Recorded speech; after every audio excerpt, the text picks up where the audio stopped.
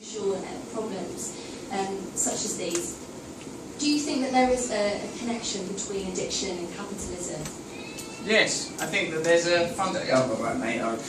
means of production, even if it's just audible.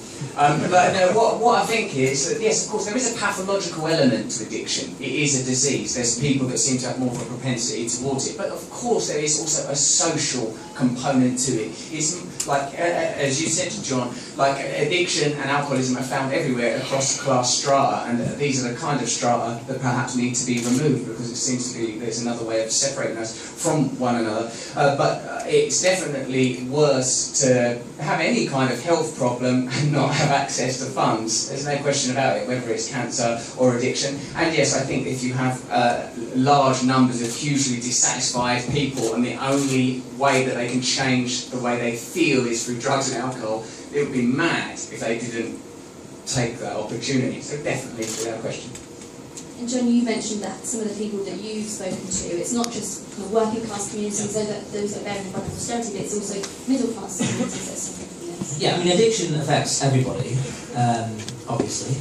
But look, well, we cannot deny that deprivation, poverty, squalor, inequality in society has an impact on health outcomes. All the statistics show that areas with more poverty and more deprivation have worse health outcomes, including mental health outcomes. Well said. And if you're in a society where the standard of housing is not fit for habitation, where if you are in work, your wages are don't last to the end of the week, you're on 0 hours contracts, you're turning to food banks.